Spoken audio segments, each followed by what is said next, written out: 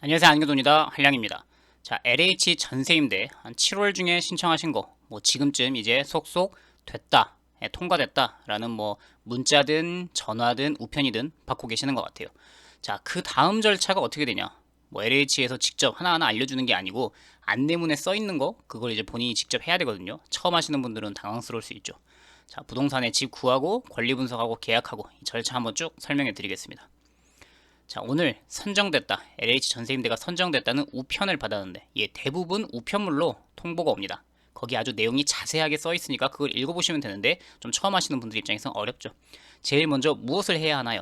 그리고 마지막에 부동산 복비도 주나요? 이거는 계약이 성사되면 공인중개 수수료, 법정 수수료만큼은 줍니다. 자, 기존에 있던 2025년 기존주택 전세임대, 기존주택 전세임대, 전세임대 종류가 많아요. 뭐 청년, 다문화, 다가족, 뭐 다자녀 이런 것들 중에서 제가 오늘 설명해 드린 건 기존주택 전세임대. 생계의료 수급자라든지 한부모, 차상위 이런 분들이 들어가는 게 기존주택 전세임대죠. LH에서 전세금을 빌려주는 거고 집은 그냥 민간 임대시장에서 집주인, 임대인을 본인이 찾아야 되죠. 그래서 LH에서 먼저 안내문, 우편으로 집으로 옵니다.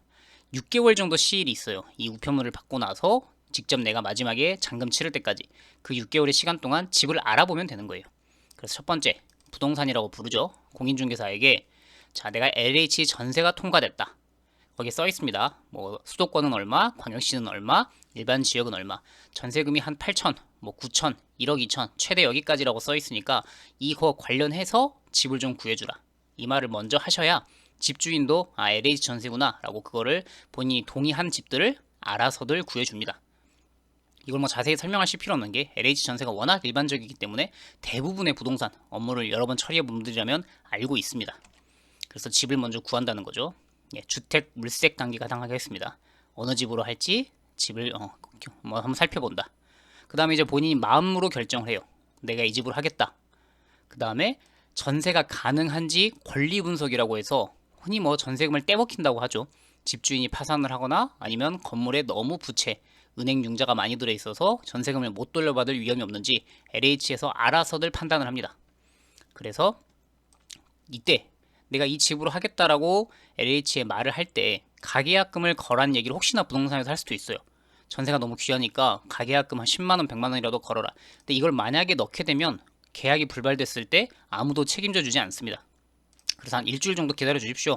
라고 말로만 내가 이 집을 하고 싶다라고 해두고 나서 LH에서 그 안내문 있죠. 거기에 본인들이 지정해 놓은 법무사가 있습니다. 거기에 권리 분석이라는 단계를 의뢰해요. 권리 분석이라고 하면 LH에서 본인들이 이쪽 집에 전세금을 넣어도 되는지 안전한지를 본인들이 알아서 판단을 합니다. 이제 거기에 외주를 준 법무사들이 판단을 하는 거죠.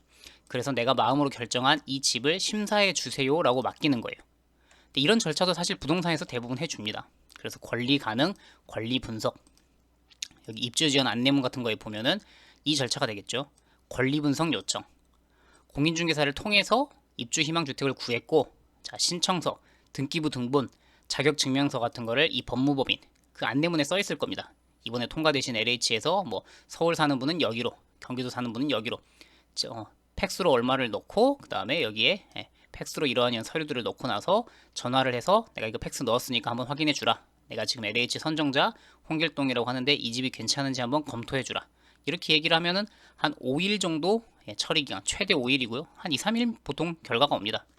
근데 이 기간 동안 전세 물건이 빨리 나갈 것 같으니까 가계약금이라도 걸어다. 이런 얘기가 나오긴 하는데 가계약금은 여기 보시면 문제가 발생하면 LH에서는 보호해주지 않으니까 본인 판단하에 하셔야 됩니다. 뭐 100만 원이라도 집주인이 넣으라고 하는데 한 5일 정도 잡아두는 그 집, 내가 이 집을 너무 마음에 들어서 그렇게 해야겠다라고 하시면요, 잃을 걸 각오하고 하는 겁니다. 계약이 불발되면 이 금액은 못 지키게 되니까요. 그 다음에 이제 두 번째로 계약. 이제 법무사에서 통과 결과가 오겠죠. 이 집이 전세금을 떼먹힐 집은 아니구나. 네, 이 집으로 하셔도 됩니다. 라고 하는 연락이 오면 그땐 이제 부동산, 집주인, 본인, 그러니까 세입자, 임대인, 공인중개사, LH 이렇게 4명, 법무사까지 통해서 이렇게 4명이서 한 날짜에 이제 계약 날짜를 잡으면 됩니다. 뭐 맨날 몇 시에 우리가 만나서 집 계약을 하시죠. 그래서 이때 계약금 날짜를 잡고 뭐 잔금을 하고 이건 이제 본인이 필요하신 날짜로 하면 되죠.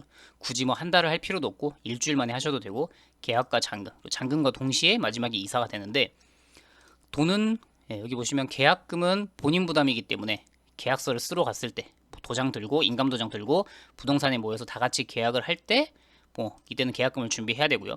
나머지 95%의 전세금은 마지막 잔금일에 알아서 LH가 세입자에게 주기도 하고 아니면 바로 집주인 계좌로 입금하기도 합니다. 이제 그거는 뭐 안내문에 따라서 하시면 되고요. 그래서 이 잔금까지 확인이 되면 주인 입장에서는 이제 이사하셔도 된다 이렇게 진행이 되겠죠. 전세보증금 잔금 지급. 여기도 보면 임대인명의 통장으로 바로 계좌이체가 들어간다. 입주자는 반드시 입주 예정일날 입주를 해야 된다. 그 다음에 입주하고 나면 전입신고를 하셔야 되죠.